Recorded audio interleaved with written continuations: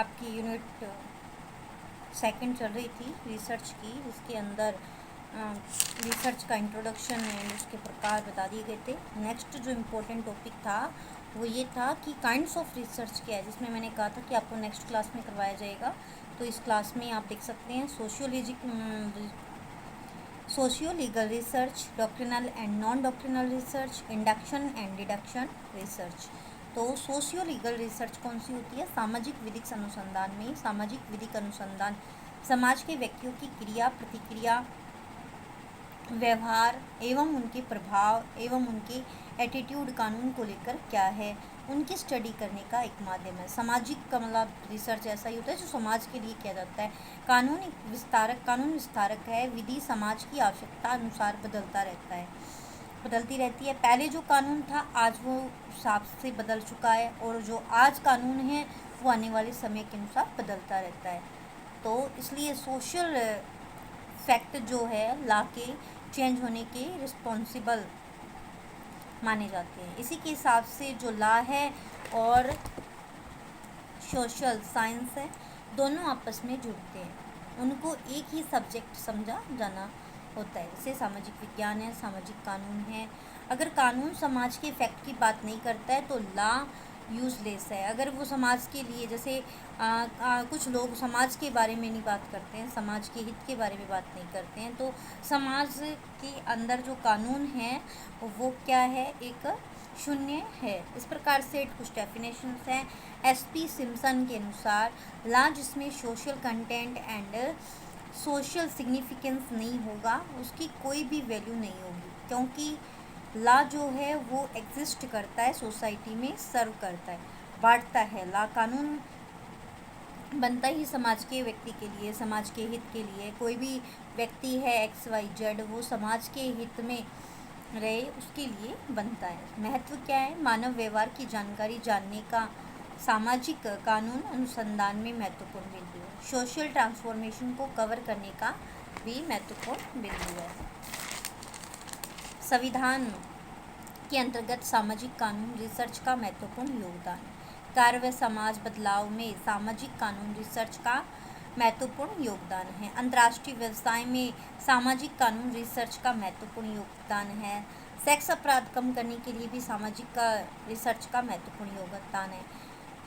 Alcoholism and crime को रोकने के लिए भी समाज का जो कानून का रिसर्च है वो बहुत महत्वपूर्ण है, क्योंकि समाज में रहने वाले जो लोग हैं उनके रिलेटेड जो क्राइम होते हैं, जैसे सेक्स को लेके होता है या कोई शराब को लेके होता है, या शहरीकरण के में होने वाली शहर के अंदर जो लोग रहते हैं उसमें भी आए दिन समस्या रहती है, या टीवी प्रोग्राम्स जो होते हैं उनमें पड़ने वाले कानूनी प्रभाव आए दिन हम देखते हैं कि कहीं ना कहीं हमारा जो समाज है वो टीवी से प्रभावित होता है।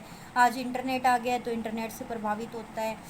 जितना हो उसके समाज के लिए आज सोशल जो नेटवर्क है, आज हम सोशल नेटवर्क से जुड़ चुके हैं। सोशल नेटवर्क में जैसा आप देखते हो, सोसाइटी जैसा देखती है वैसा ही वो रिएक्ट करती है। इसलिए तो यहाँ पे कुछ चीज़ें प्रतिबंध होनी भी चाहिए और कुछ चीज़ें ऐसी है जो सही भी है।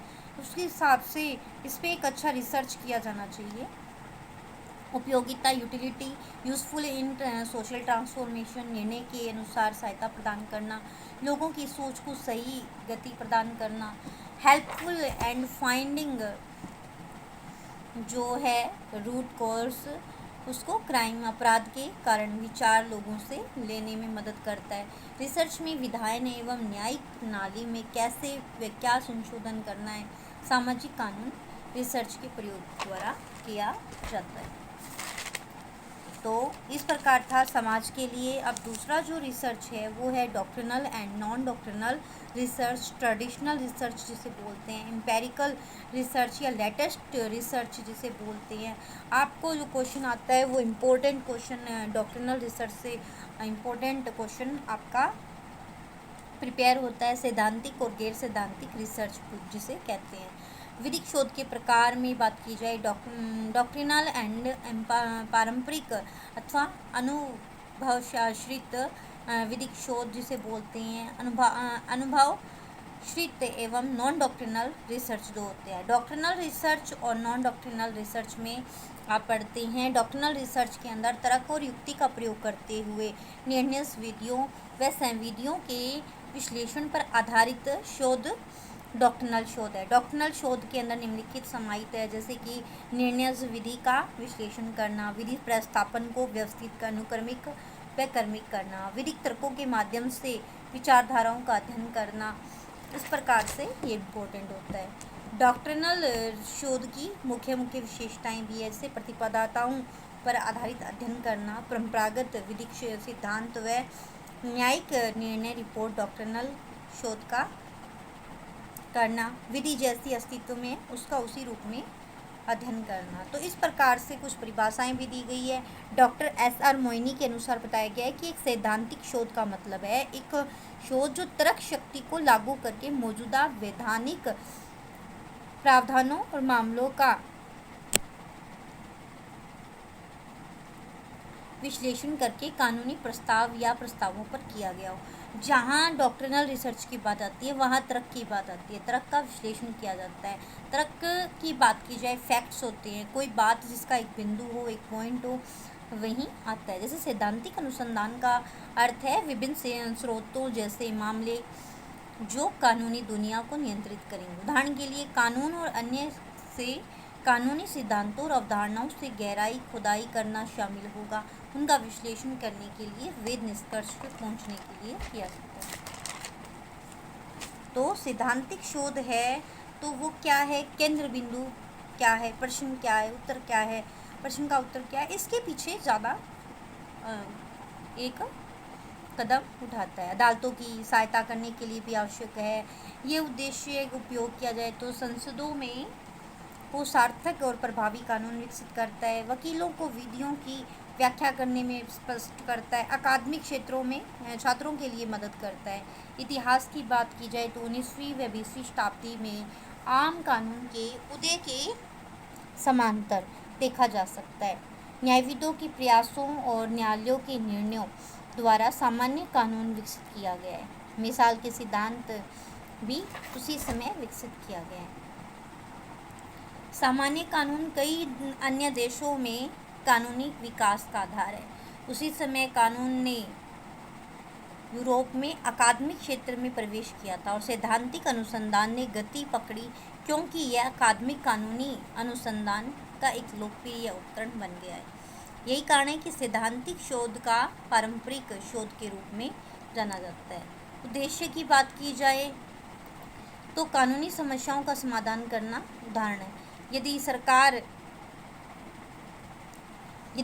है महिलाओं के खिलाफ होने वाले सभी अपराधों के लिए छात्र कानून करने के निर्णय लेती है, तो वह हर क्षेत्र में न्यायविद और विशेषज्ञों द्वारा शोध का शुरू कर सकती है। वे इस कानून से संबंधित सभी सवालों को उनके जवाब देने में सक्षम होंगे और व्यापक कदम लोगों में सफल होंगे। इसी प्रकार से कानूनी टिप्पणियों, विद्वानों के लेखों, शब्दकोश और ये जो ग्रंथ है, पाठ्य पुस्तकें कानून की जानकारी के लिए कर सकते हैं। तो जो बात की जाए डॉक्ट्रिनल रिसर्च की, तो डॉक्ट्रिनल रिसर्च का मतलब यही है कि तर्क और युक्ति का प्रयोग करके किसी रिसर्च पर पहुंचना है। मतलब नॉर्मल सी बात है, उसमें फैक्ट की बात की जाती है। इसी प्रकार से दूसरा जो है गैर सैद्धांतिक अनुसंधान होता है।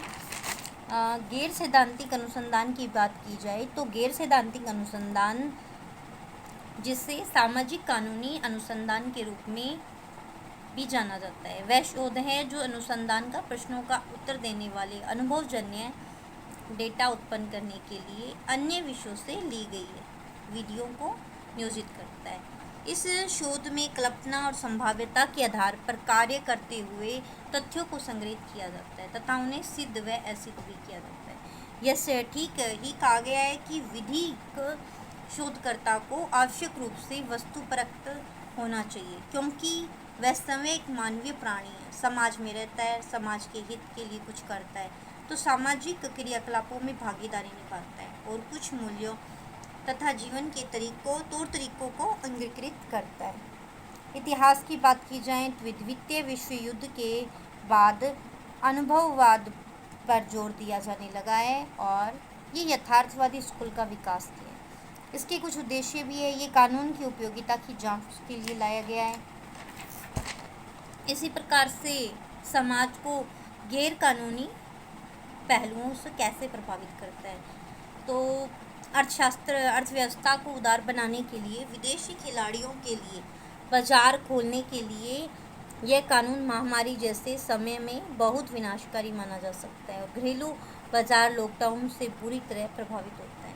अब गैर सिद्धांतिक शोध की बात ही की जा रही है तो वहाँ यही बात आती है कि वहाँ कोई व्यक्ति है, कोई उद्देश्य है, कोई प्रथा है, उसकी परिस्थितियाँ कैसी है, ये चीज़ें उसको प्रभावित करती है।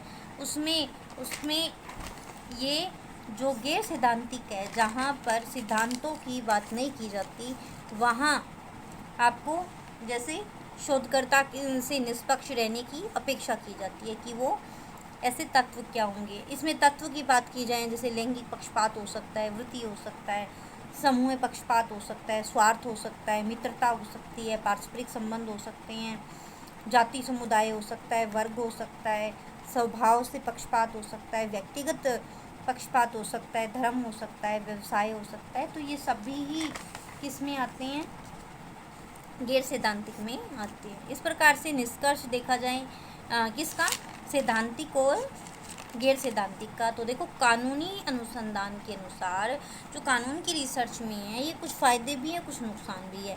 आप जब क्वेश्चन करते हो, किसी भी टॉपिक को लिखते हो, तो उसका कंक्लूजन आपको पता होना चाहिए, जिससे आप एग्जामिनर को प्रभावित कर पाते हैं, बता पाते हैं। सैद्धांतिक अनुसंधान ने लोगों में कानूनी मुद्दों के बारे में बुनियादी जागरूकता विकसित करने में मदद की है।